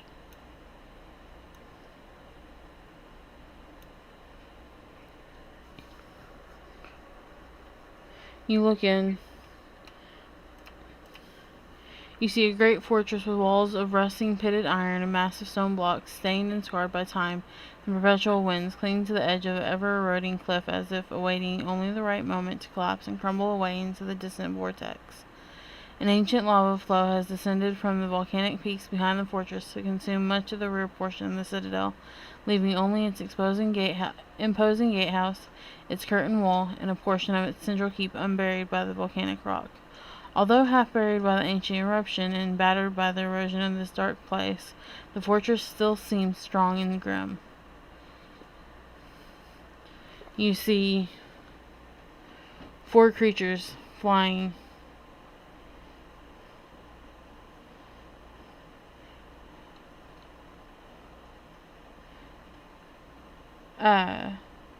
near the gatehouse, and then 4 more above the fortress.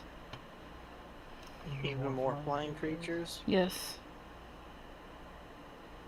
Do all of these seem to be the same? They do. Do I know what they are? You would need to make a religion check or lore master check. Okay, lore mastered. 26. That is just what you needed. Oh lord, really? Wow. These are known as Baycocks. Baycocks. They are the restless remnants of warriors or hunters, cast out for evil acts and cursed forever to soar through the sky from its home, unable to ever set foot on the ground again. The creature's despairing, lonely cries at night are audible for miles across the wilderness it haunts. Jealous rage drives its haunt to isolated humanoids, especially warriors and hunters who are reminded of the life it once had and squandered. Baycock's invisible arrows carry its soul-freezing loneliness, and its envious touch can steal a helpless victim's vitality. They are immune to death effects, disease, paralyze, poison, unconsciousness. They are weak to air, bludgeoning, and earth. They have a frightful presence.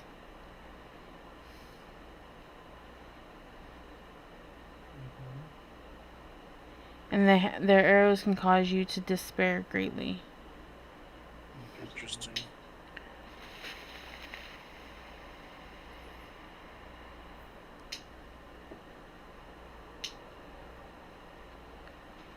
Alrighty then.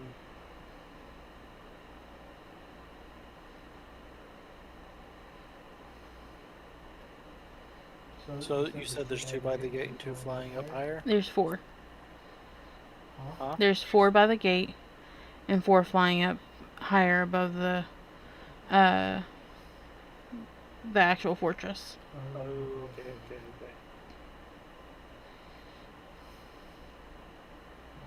Alright.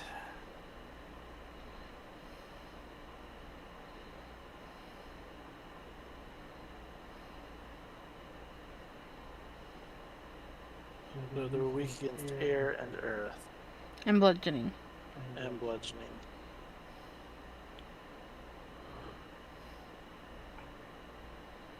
Their mind is very weak. They're moderately quick, and they're hardy.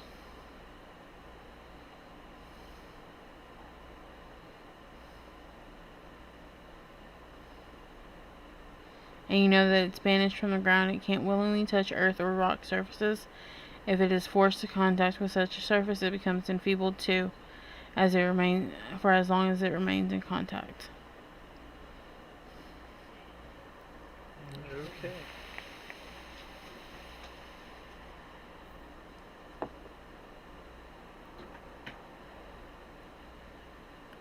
I'm looking at myself and figuring out what the hell to do.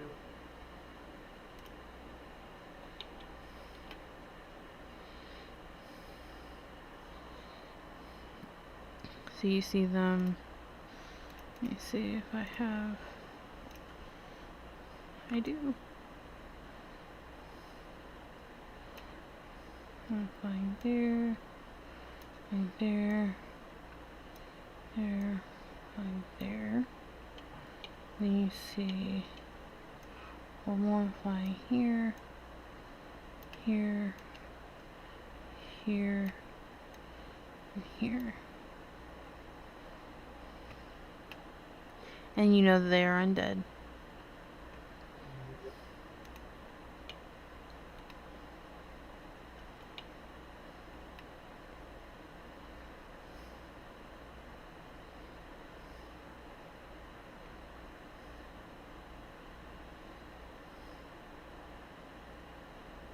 Are they corporeal creatures? Yes.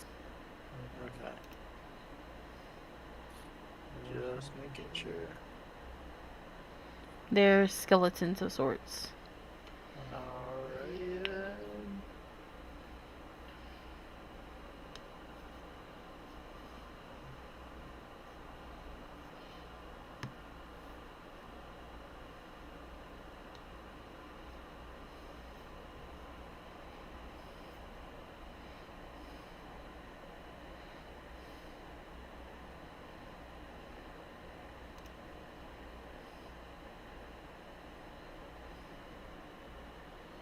So I can see them from here. Yes. Does it seem like they can see us? They haven't seemed to notice you yet. They're flying and they're facing in the direction of the moat. Just kind of hovering and moaning and crying.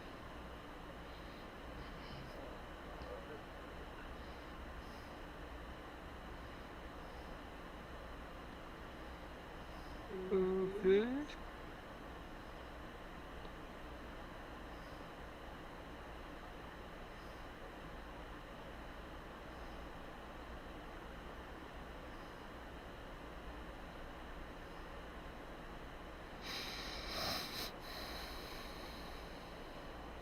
Well, I'm sorry. Oof. It's alright. Brain.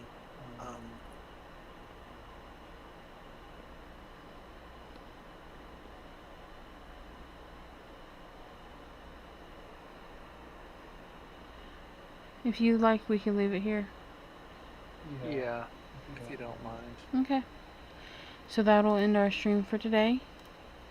We will pick this up hopefully next weekend. With him facing off against the Baycocks. It's a great name for a creature. Yeah. Baycock. But hopefully you enjoyed it, and we'll see you next time. Bye. Bye.